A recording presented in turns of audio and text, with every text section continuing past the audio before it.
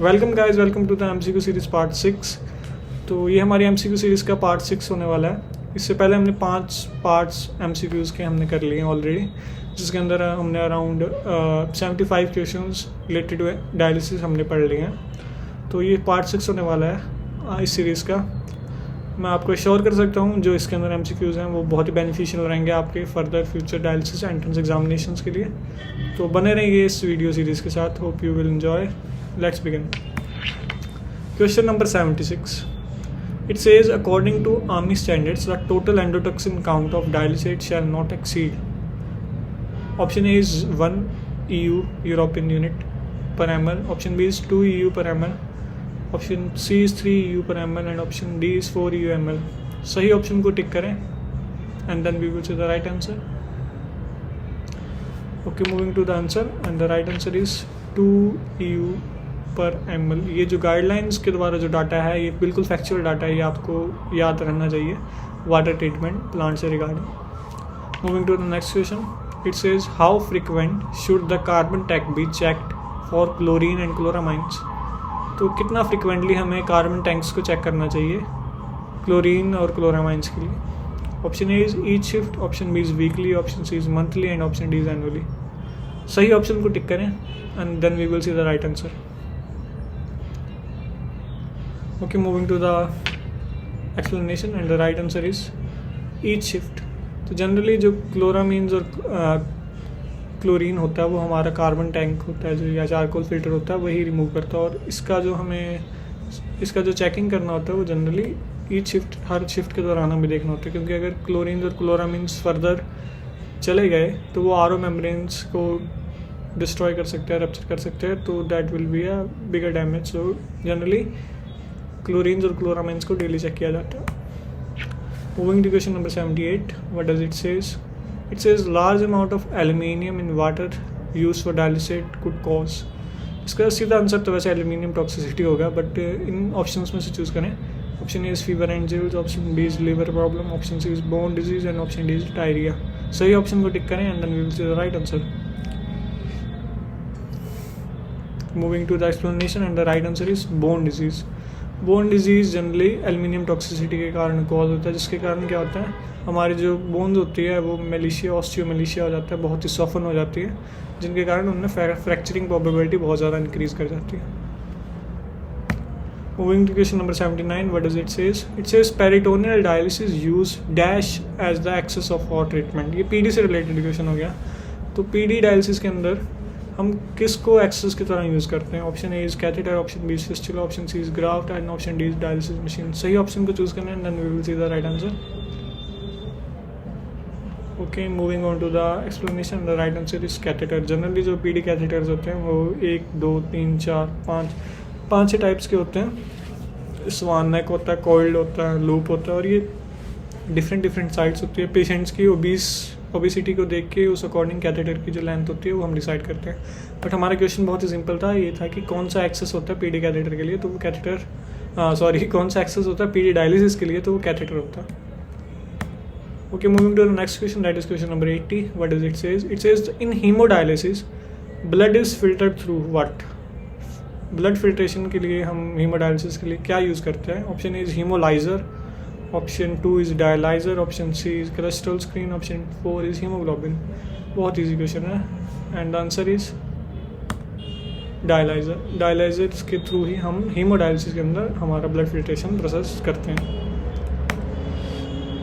Moving to question number 81, what does it says. In PD draining out the dirty fluid and putting in the clean fluid is called as. इस प्रक्रिया को क्या नाम दिया जाता है पेरिटोनियल डायलिसिस के अंदर। Option A is a replacement, option B is a hemo cleansing, option C is an exchange, option D is a dialysate. सही ऑप्शन को चूज़ करें। बहुत ही लॉजिकल, बहुत ही बेसिक क्वेश्चन है and answer is an exchange. जब भी हम फ्लूइड को पेशेंट की बॉडी में डालते हैं और उसको वापस रिमूव आउट करते हैं, इस प्रोसीजर को एक्सचेंज बोला जाता है। जनरली 4 to 5 एक्सचेंजेस करते हैं CAPD के अंदर हम डायलिसिस पेशेंट्स के अंदर। इस वेस्कुलर एक्सेस डैश, इनमें से क्या है क्या vascular access. Option A is piece of dialysis machine, option B is medicine taken by people with kidney failure, option C is medical problem needing treatment, option D special blood vessel use for HD. सही option को choose करें and then we will see the right answer. Okay, तो answer is special blood vessel that is use for HD. इसको ही हम एक vascular access बोलते हैं। It can be AV fistula, it can be AV graft और it can be central venous catheter. Generally IJV हो सकता है, ये सब परमाकैथ भी हो सकता है, या फिर ये double lumen femoral DLF catheter भी हम बोल सकते हैं। तो ये एक वेस्कुलर एक्सेस की परिभाषा रहती है।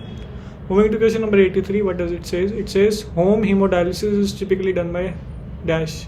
किन के द्वारा होम हीमोडायलिसिस जनरली किया जाता है? Option A is patient and a partner, option B the doctor and the nurse, option C is skilled nurses only and option D is dialysis technicians. तो होम हीमोडायलिसिस किन के द्वारा typically perform किया जाता है? बहुत ही बेसिक क्वेश्चन है। अगर होम के अंदर हीमोडायलिसिस किया जा रहा है तो वहाँ ये तीनों ही अवेलेबल नहीं होंगे। Answer will be the patient and the partner. ये आपका पेशेंट और ये आपका partner. Moving to question number 84, what does it says? It says which CKD stage to most of the complication of kidney failure start. कौन सी CKD stage पे generally kidney complications हमें देखने को मिलती हैं? ऑप्शन चूज करें राइट ऑप्शन को and then we will see the right answer. Option A stage A, option B stage 1, option C stage 3, option D stage 5। सही ऑप्शन चूज करें and answer is option C, that is stage number 3। Generally क्या होता है, stage 3 के बाद में हमें mild to moderate kidney damages देखने को मिलता है, kidney does not work well. उसके बाद ये सीवियर होने लग जाता है डैमेज और फिर किडनी के फंक्शंस डिक्रीज होते रहते हैं। जनरली स्टेज 3 के दौरान हम पेशेंट्स को प्रिस्क्राइब कर देते हैं कि आप फिस्टुला फॉर्मेशंस के लिए आप ऑप्ट करें। और जो US के अंदर एक फिस्टुला फर्स्ट ऐसे करके पॉलिसी भी है जिसके द्वारा कि CKD स्टेज 3 के अराउंड हम पेशेंट्स के अंदर जो हमारा फिस्टुला होता है वो डेवलप करवाने की ट्राई करते हैं। इंडिया में जनरली क्या होता है, इतना अवेयरनेस नहीं होता किडनी डिजीज से रिलेटेड, तो पेशेंट्स बहुत ज़्यादा डिले कर जाते हैं और फिर उनको दूसरे वेस्कुलर एक्सेस जैसे सेंट्रल लाइंस वगैरह डालनी पड़ती है। तो वो इवेंचुअली क्या करता है कि फिस्टुला मैचुरेशन रेट्स को कहीं ना कहीं डिप्लीट ही करता है। Okay, moving to question number 85, what does it says? It says modifiable risk factors for CKD includes. इनमें से कौन से फैक्टर्स हैं जो CKD के अंदर होते हैं, CKD के होते हैं और फर्दर मॉडिफाई हो जाते हैं? मतलब ऐसे कौन से रिस्क फैक्टर CKD में इन फ्यूचर डेवलप हो जाते हैं? Option A is diabetes, option B is hypertension, option C is history of AKI, D says frequent NSAID use and option E is all of the above. सही option को choose करें and then we will see the right answer. ये सारे के सारे जितने भी factors हैं ये कहीं ना कहीं CKD के अंदर डेवलप हो जाते हैं। डायबिटीज़ डेवलप हो जाता है, हाइपरटेंशन डेवलप हो जाता है, हार्ट प्रॉब्लम डेवलप हो जाता है, NSAIDs हो गया, ये सारे फैक्टर्स कहीं ना कहीं CKD के अंदर डेवलप हो जाते हैं। Moving to next question, that is 86। ये कह रहा है renal replacement therapy should be considered if the patient is experiencing what. Renal replacement therapy को कंसीडर करना चाहिए पेशेंट्स के अंदर जब पेशेंट हाइपरकैलेमिया एक्सपीरियंस कर रहा है, मेटाबॉलिक एसिडोसिस एक्सपीरियंस कर रहा है, फ्लूइड ओवरलोड एक्सपीरियंस कर रहा है, ऑल ऑफ द अबव। सही ऑप्शन को चूज करें and we will reveal the right answer and the right answer is all of the above. जब भी पेशेंट्स के अंदर ही इन तीनों चारों में से कोई भी सिम्टम्स अगर देखने को मिल रहा है तो हो सकता है वो रीनल रिप्लेसमेंट थेरेपी उसको ज़रूरत रहेगी।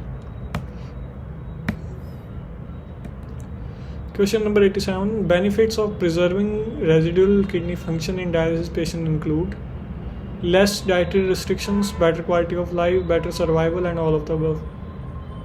सही ऑप्शन को चूज करें and then we will see the right answer. Option D is the right answer, all of the above.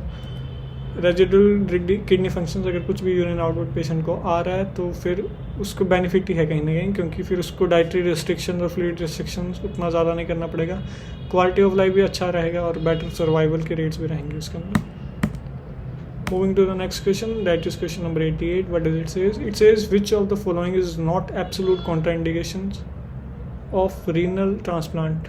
कौन सा इनमें से एब्सोल्यूट कॉन्ट्राइंडिकेशन नहीं है renal transplant का? Option A is active substance abuse, option B is active malignancy, option C is life expectancy less than 2 years and option D is GFR less than 20 ml per minute।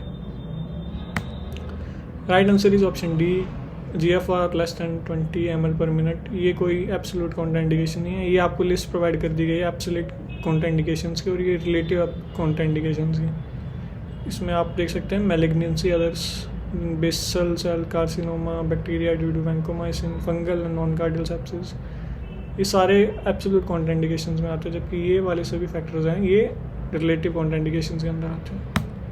Moving to question number 89, it says when should a patient be refer to a nephrologist. एक patient को कब nephrologist की तरफ refer किया जाना चाहिए?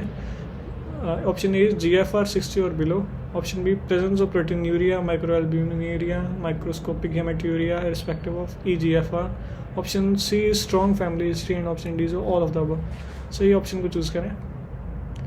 तो the right answer is all of the above. जब भी अगर पेशेंट का GFR 60 से बिलो जा रहा है, अगर ये कंडीशंस हमें देखने को मिल रही है, और अगर पेशेंट के प्रीवियस हिस्ट्री है PKD की, पॉलीसिस्टिक किडनी डिजीज़ वगैरह की, तो इन सभी केसेस में हमें पेशेंट को रेफ़र करना होता है नेफ्रोलॉजिस्ट की तरफ। Moving to question number 90, what does it says? It says which of the following is not associated with CKD। इनमें से ऐसा कौन सा एक चीज़ है जो CKD से एसोसिएटेड नहीं है? Option A is polyhydramnios, option B is intrauterine growth retardation, option C is premature delivery, option D is Down syndrome, option E is spontaneous abortion. सही ऑप्शन को चूज़ करें।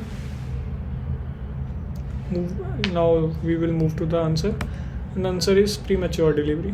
कहीं ना कहीं ये बाकी जितने भी फैक्टर्स हैं ये सारे के सारे CKD से मतलब इंगेज हैं एक हिसाब से। ग्रोथ रिटार्डेशन देखने को मिलती है जब पेशेंट्स की किडनी डिजीज़ के अंदर वो आ जाता है। फिर उनके अंदर नॉर्मली एबॉर्शन अगर आप एकदम से करवाएंगे तो शायद किडनी डैमेजेस हो सकता है, तो वो CKD का रीज़न बन सकता है। डाउन सिंड्रोम्स के अंदर भी CKD डेवलपमेंट नहीं हो पाता किडनीज वगैरह का प्रॉपरली। पॉलीहाइड्रामाइनोस, ये सारी सिचुएशंस कहीं ना कहीं एसोसिएटेड होती है। बट प्री मैच्योर डिलीवरी एक ऐसी सिचुएशन है जो CKD से डायरेक्टली इंगेज नहीं होती, इन्वॉल्व नहीं होती। So this was all about this video, hope you enjoyed. Do like, share, subscribe our channel. Thank you, have a nice day.